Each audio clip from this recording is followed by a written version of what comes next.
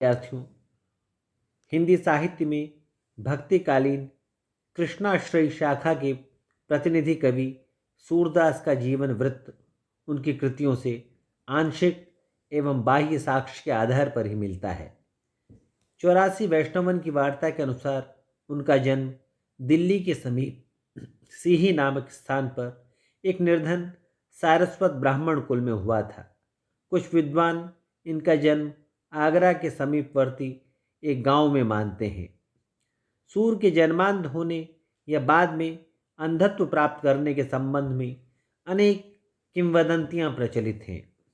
उनकी भेंट वल्लभ संप्रदाय के प्रवर्तक महाप्रभु वल्लभाचार्य से गौ घाट पर हुई और वे मथुरा जनपद में गोवर्धन की तलहटी में स्थित पारसौली नामक ग्राम में रहने लगी।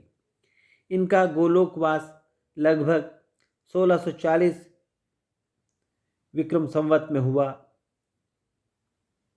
गोस्वामी विट्ठलनाथ ने उनके गोलोकवास पर शोकाकुल होते हुए कहा था, पुष्टि मार्ग को जहाज जात है, सो जाको कछु लेना होय सो लो।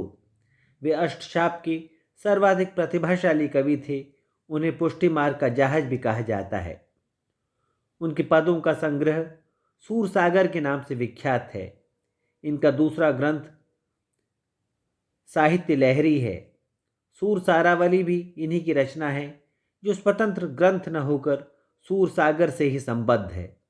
सूरसागर से ही ये जगत विख्यात हुए हैं।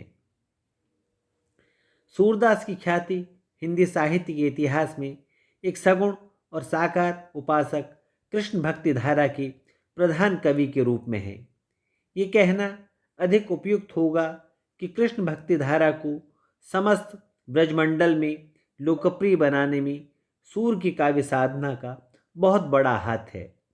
लेकिन सूर के जीवन पर दृष्टिपात करें तो ये तथ्य सामने आता है कि कृष्ण भक्ति की ओर उनका रुझान उनके जीवन में बहुत बाद की घटना है। आरंभ में वे मथुरा आगरा मार्ग पर बैठकर निर्गुण निराकार की आराधना के पद गाया करते थे। उनका सुप्रसिद्ध पद अविगत गति कुछ कहत न आवे इसका एक प्रबल प्रमाण है। कहते हैं कि वल्लभाचार्य जी के संपर्क में आने से उनकी कृष्ण भक्ति जागृत हुई और पुष्टि मार्ग में दीक्षित होकर एक प्रधान कीर्तनकार के रूप में उनको महाप्रभु द्वारा नियुक्त किया गया था। निर्गुण निराकार ब्रह्म को अगम अगोचर मानकर तथा उसको ध्यान के लिए पकड़ने में असमर्थ मानकर ही सूर जैसे भक्त सगुण साकार भक्ति की ओर बढ़े। रूप रेख कुनि गुण जाति जुगति बिनु निरालंब धावे, सब विधि अगम विचार ही ताते सूर सगुन पद गावे।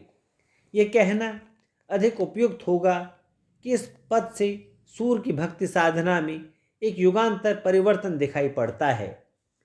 सूर के विनय के पद में अपनी अंधता पर, भाग्य द्वारा प्रदत्त नेत्रहीनता पर कवि का दैन्य भाव प्रकट होता है।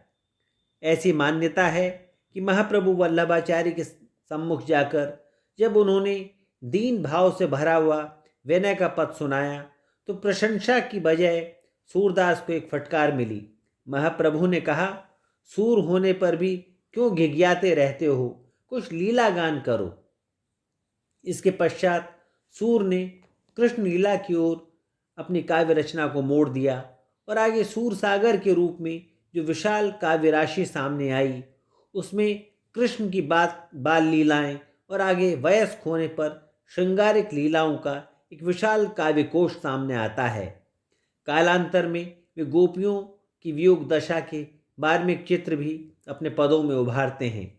इस प्रकार विषय वस्तु की दृष्टि से सूर काव्य के मुख्य रूप से 4 भेद किए जा सकते हैं: विनय के पद, बाल लीला के पद, श्री कृष्ण गोपियों की श्रृंगारिक पद और गोपियों की विरह दशा के पद।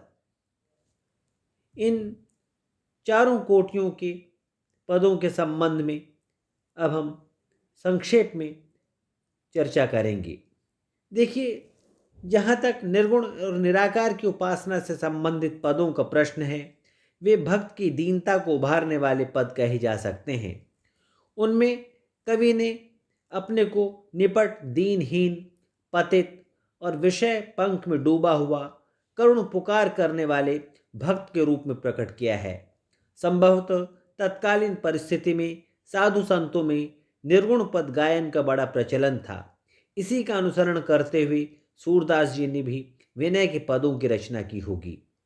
सूर के इन पदों में गज, गणिका और अजामिल जैसे पतितों की चर्चा है, जिनका उद्धार भगवत कृपा से हुआ। इसीलिए इन भक्तिपरक पदों में भगवान की कृपा की याचना की गई है। उनकी कृपा का फल प्राप्त करने वाले पौराणिक चरित्रों की भी चर्चा आई है। जैसे एक सूर का पद है, जा पर दीना नाथ ढरे, सोई कुलीन बड़ सुंदर सोई, जिहि पर कृपा करे, कौन विभीषण रंक निसाचर, हरि हंसी छत्र धरे।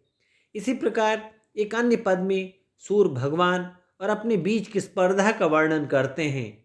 हों तो पतित सात पीढ़िन को, पतित पतिते है निस्तरी हों, अब हों उबरी नचो चाहत हों, तुम्हें विरद विन करी हों। इसी प्रकार अपनी सांसारिक हीनता का उल्लेख वे एक अन्य पद में करते हैं, अब मैं नाचो बहुत गोपाल। इस प्रकार सूर ने अपनी दीनता भरे भक्तिभाव के पदों की रचना को छोड़कर सगुण साकार ईश्वर की लीलाओं के गान की ओर प्रयाण किया। आज की व्याख्यान में इतना ही। आने वाले व्याख्यान में हम बाल लीला से संबंधित जो सूर के पद हैं और कृष्ण गोपियों की जो श्रृंगारिक पद हैं, उन पर चर्चा करेंगे।